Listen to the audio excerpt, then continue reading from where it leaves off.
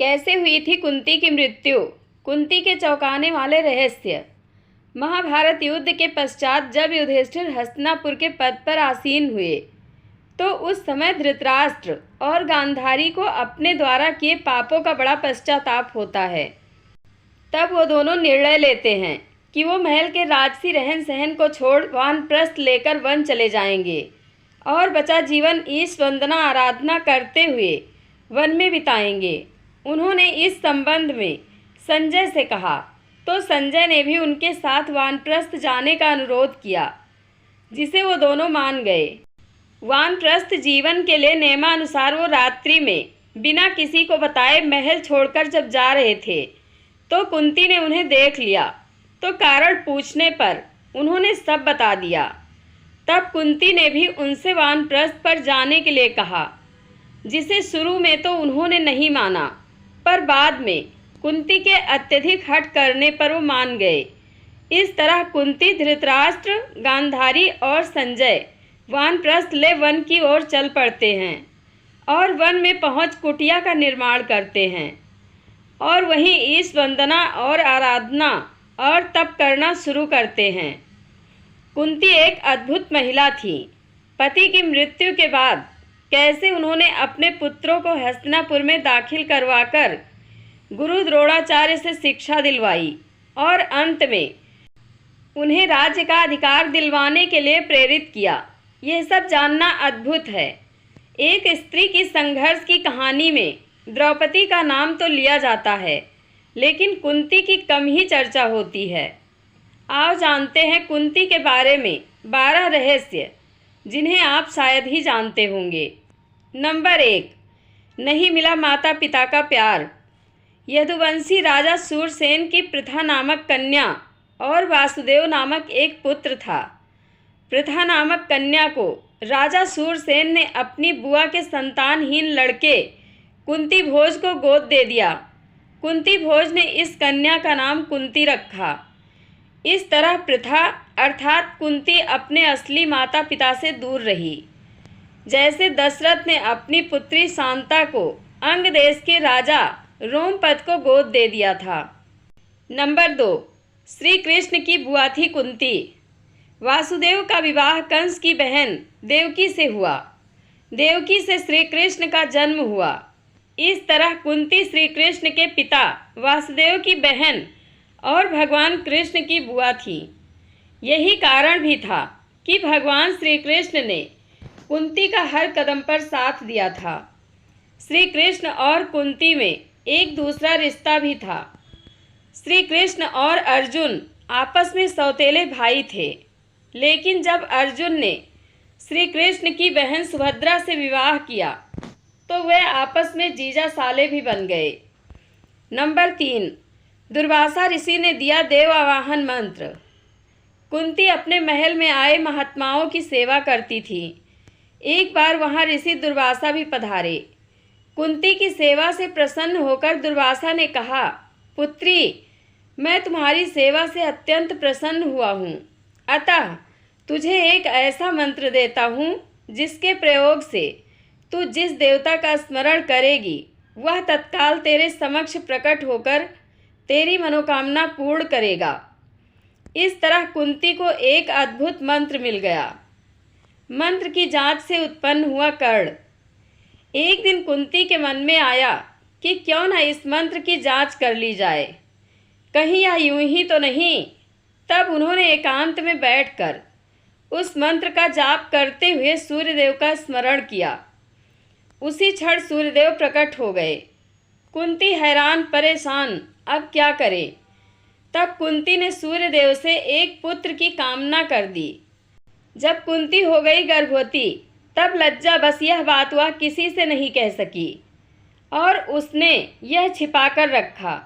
समय आने पर उसके गर्भ से कवच कुंडल धारण किए हुए एक पुत्र उत्पन्न हुआ। कुंती ने उसे एक मंजूषा में रखकर रात्रि को गंगा में बहा दिया। वह बालक गंगा में बहता हुआ एक किनारे से जा लगा। उस किनारे पर ही धृतराष्ट्र का सारथी अधिरथ अपने अश्व को जल पिला रहा था। उसकी दृष्टि मंजूषा में रखे इस शिशु पर पड़ी। अधिरथ ने उस बालक को उठा लिया और अपने घर ले गया। अधिरथ निसंतान था। अधिरथ की पत्नी का नाम राधा था। राधा ने उस बालक का अपने पुत्र के समान पालन किया। उस बालक के कान बहुत ही सुंदर थे, इसलिए उसका नाम कर्ण रखा गया। इस सूत दंपति ने ही कर्ण का पालन पोषण किया था, इसलिए कर्ण को सूत पुत्र कहा जाता था। तथा राधा ने उसे पाला था, इसलिए उसे राधे भी कहा जाता था। उस दौर में ब्राह्मण कन्या और क्षत्रिय पुरुष से उत्पन्न संतान को सूत कहा जाता था। मतलब यह कि अधिरथ सूत था। नंबर 4, हस्तिनापुर के राजा पांडु से हुआ विवाह।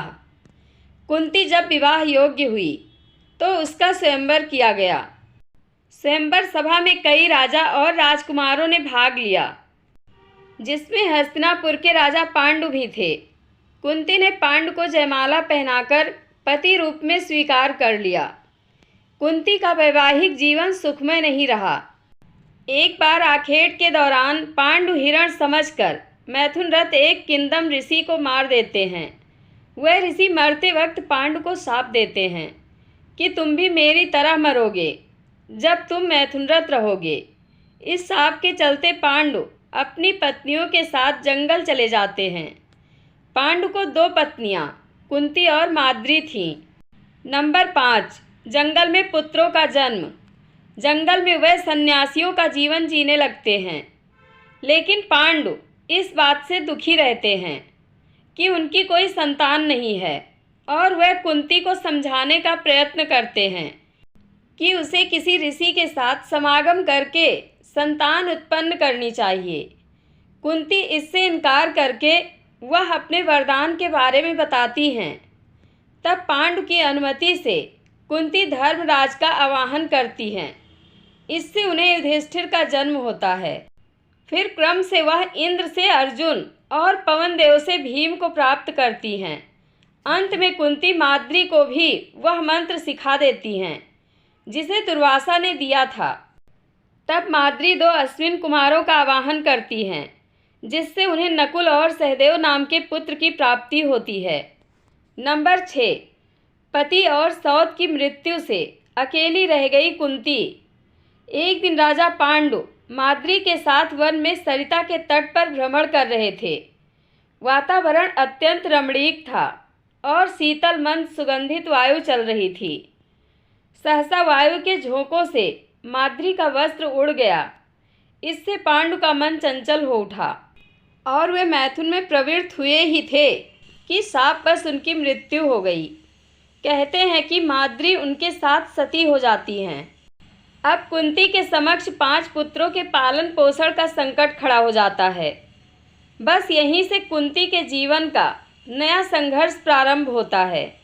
नंबर 7, हस्तिनापुर में अपने पुत्रों के हक की लड़ाई। अपने पति की मृत्यु के बाद कुंती ने मायके की सुरक्षित जगह पर जाने के बजाय ससुराल की असुरक्षित जगह को चुना।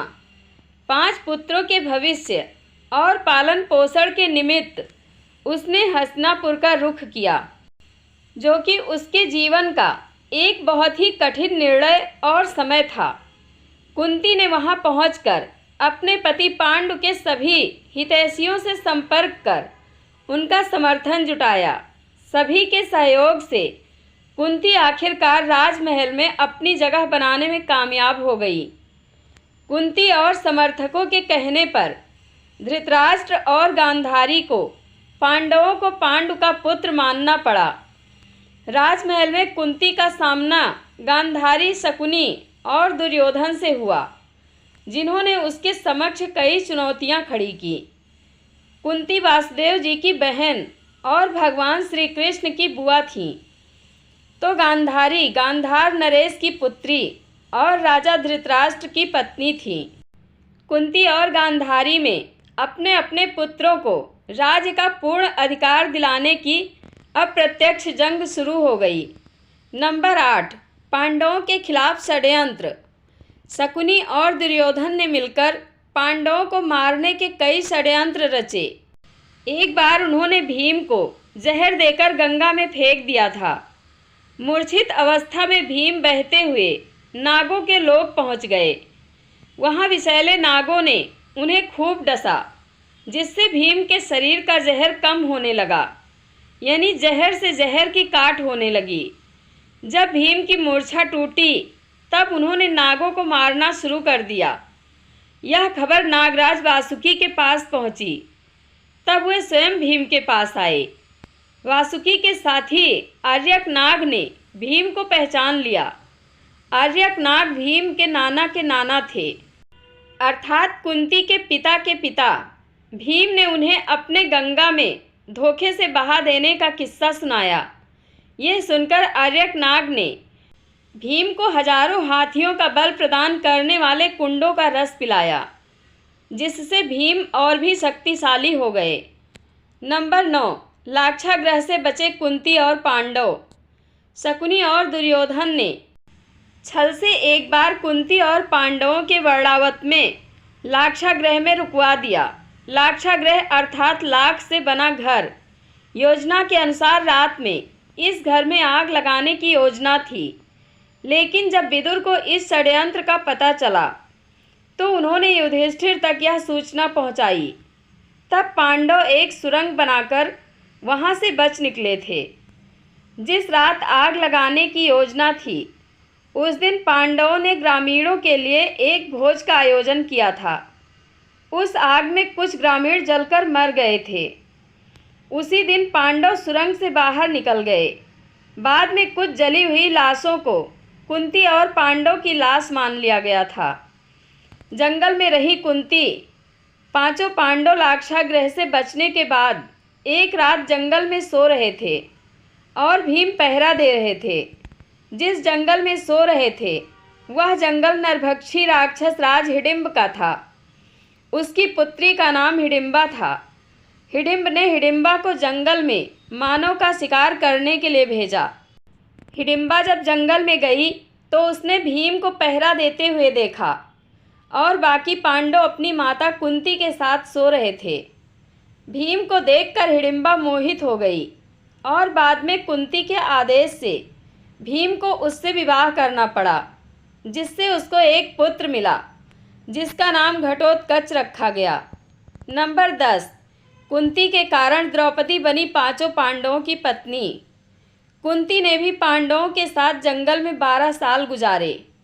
जब जुए के खेल में पांडव हार गए तो उन्हें 12 साल का वनवास और 1 साल का अज्ञातवास हुआ। इस दौरान पांचों पांडव एक कुम्हार के घर में रहा करते थे और भिक्षाटन के माध्यम से अपना जीवन यापन करते थे।